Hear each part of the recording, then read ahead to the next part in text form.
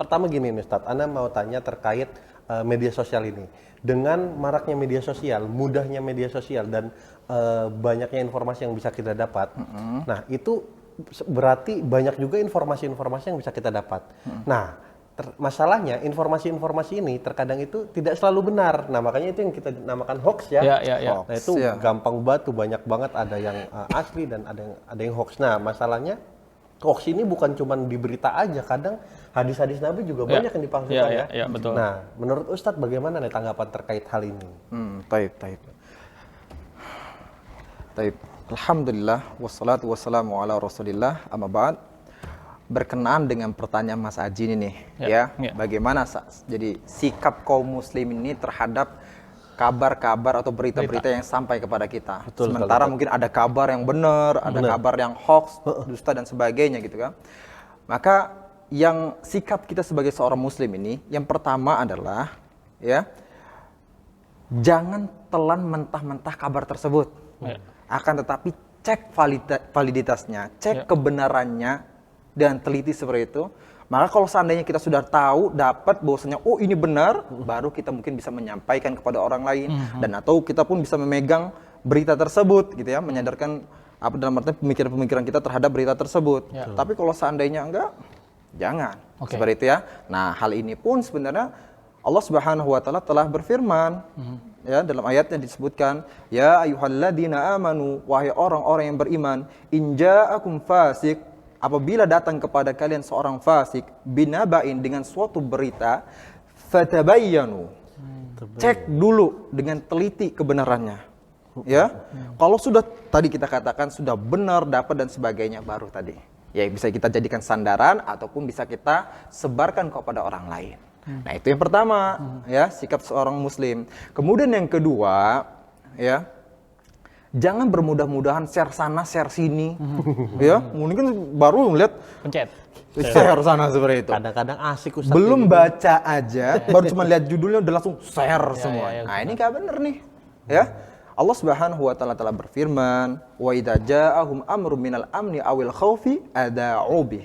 Ya, apabila datang suatu kabar tentang suatu keamanan ataupun ketakutan, ada'u bih, kemudian mereka pun langsung cepat-cepat menyebarkannya. Nah, kemudian Allah ajarkan, walau radduhu ila rasuli wa ulil amri minhum, kalau seandainya saja mereka itu kembali dulu kepada Rasul dan orang-orang sebagai ulil amrinya, sebagai pemerintahnya seperti itu di antara mereka, maka mereka pun akan mengetahui kebenarannya. Jadi seperti itu. Nah, sekarang ini coba dalam artian kita sebelum share sana share sini, cek dulu kebenarannya, tanya kepada ahlinya, atau misalnya kalau ini berkenaan dengan agama, tanya kepada para ulama seperti itu. Atau misalnya kepada pemerintahan seperti itu. Kalau sudah jelas baru share. Itu kan tadi Ustadz bilang kan kalau datang kabar dari orang fasik ya Ustadz, kita harus tabayun. Nah, kalau datangnya dari ulama misalnya, dan kita juga kan, dia kan di sosial media kan juga ada tuh ulama yang bikin dakwah gitu. Nah, kita perlu juga nggak untuk tabayun itu gitu, karena kan kita juga nggak tahu nih, misalnya dia nyebutin dalil, sedangkan kita kan orang-orang awam, kita nggak tahu kan dalil itu betul atau enggak. Nah, sebaiknya kita gimana menyikapinya?